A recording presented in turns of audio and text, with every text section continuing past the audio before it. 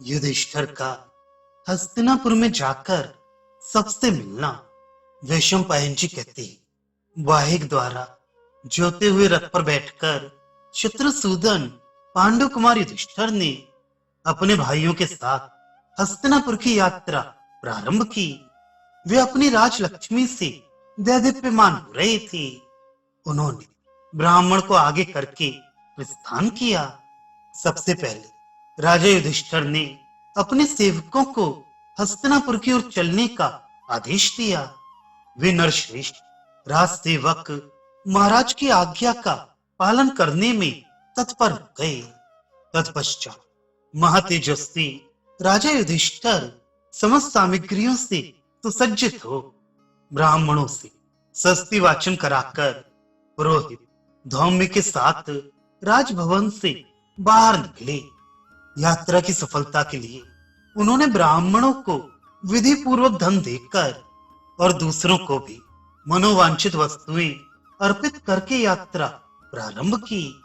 राजा के बैठने की योग्य एक 60 वर्ष का गजराज सब आवश्यक सामग्रियों से सुसज्जित करके लाया गया।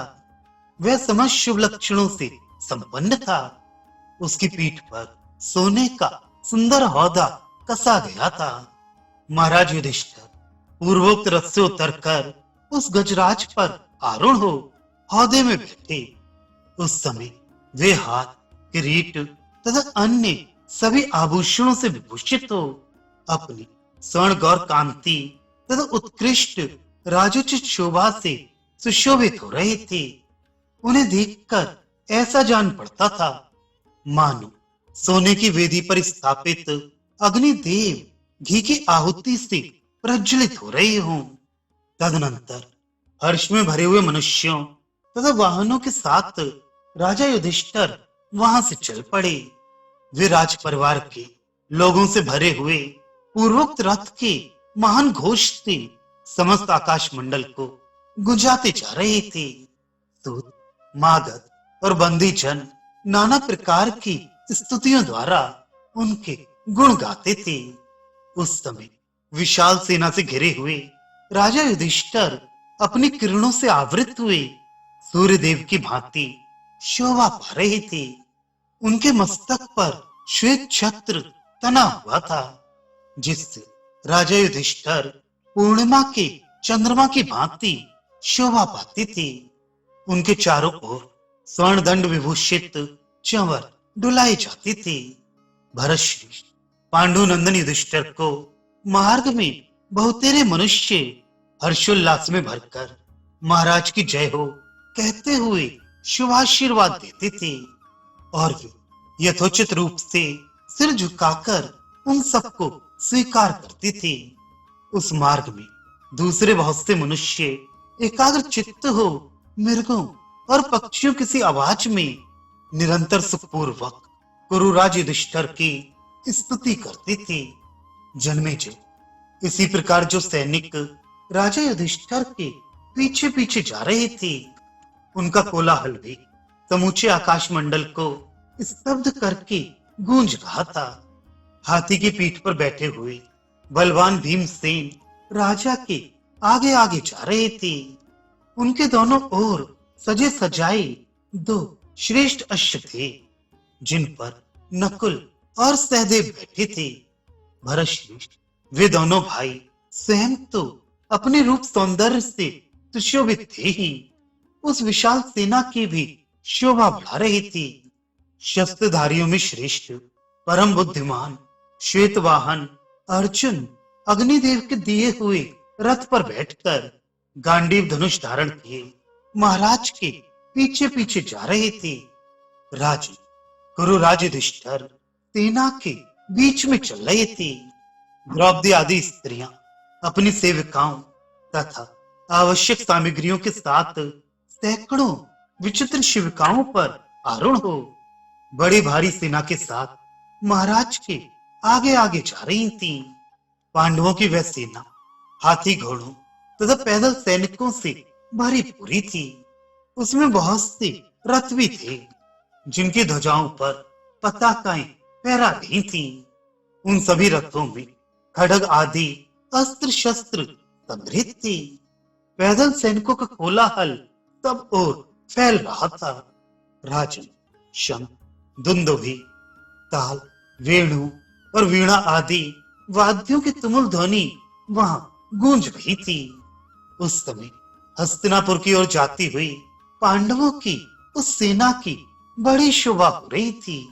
जन्मेजय, गुरुराज युधिष्ठिर अनेक सरोवर, नदी, वन और उपवनों को लांघते हुए हस्तिनापुर के समीप जा पहुंचे।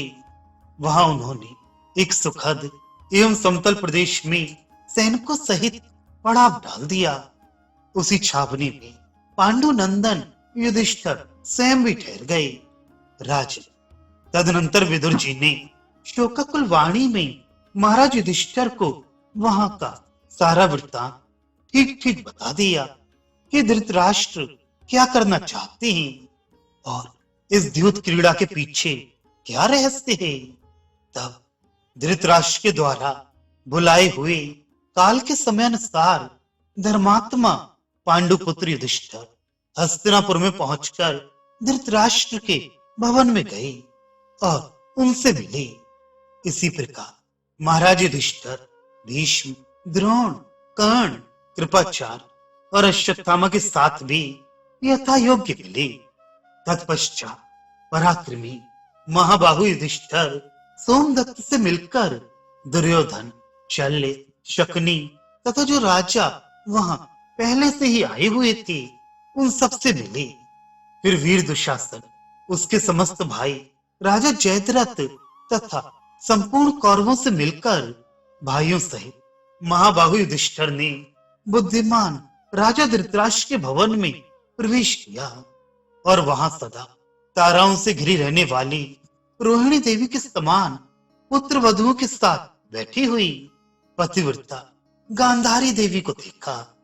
युधिष्ठिर ने गांधारी को प्रणाम किया और गांधारी ने भी उन्हें आशीर्वाद देकर प्रसन्न किया। तत्पश्चात उन्होंने अपने बूढ़े चाचा प्रज्ञा चक्षु राजा धृतराष्ट्र का पुनः दर्शन किया। राजा धृतराष्ट्र ने कुरुकुल को आनंदित करने वाले युधिष्ठिर तथा भीमसेन आदि अन्य चारों पांडवों का मस्तक सूंघा। जन्मेजय, उन पुरुष श्रेष्ठ प्रिय दर्शन पांडवों को आए देख कौरवों को बड़ा हर्ष हुआ। तत्पश्चात धृतराष्ट्र की आज्ञा ले पांडवों ने रत्नमय गृहों में प्रवेश किया। दुश्शला आदि स्त्रियों ने वहां आए हुए उन सबको देखा। द्रुपद कुमारी की प्रज्वलित अग्नि के समान उत्तम समृद्धि देखकर धृतराष्ट्र की पुत्र वधुएं अधिक प्रसन्न नहीं हुई। तदनंतर वे नरश्रेष्ठ पांडव द्रौपदी आदि अपनी स्त्रियों से बातचीत करके पहले व्यायाम एवं केश प्रसादन आदि कार्य किया। तदनंतर नित्य कर्म करके सबने अपने को दिव्य चंदन आदि से विभूषित किया। तत्पश्चात मन में कल्याण की भावना रखने वाले पांडव ब्राह्मणों से सस्ती वाचन कराकर मनोनुकूल भोजन करने के पश्चात शयन गृह में गए। वहां स्त्रियों द्वारा अपने सुयश का गान सुनते हुए वे कुरुकुल के श्रेष्ठ पुरुष हो गए। उनकी वह पुण्यमयी रात्रि रति विलास पूर्वक समाप्त हुई। प्रातः काल बंदी जनों के द्वारा स्तुति सुनते हुए पूर्ण विश्राम के पश्चात उन्होंने निंद्रा का त्याग किया। इस प्रकार सुखपूर्वक रात बिताकर वे प्रातः काल उठे और संध्योपासन आदि नित्य कर्म करने के अनंतर उस रमणीय सभा में गए। वहां ज्वारियों ने उनका अभिनंदन किया।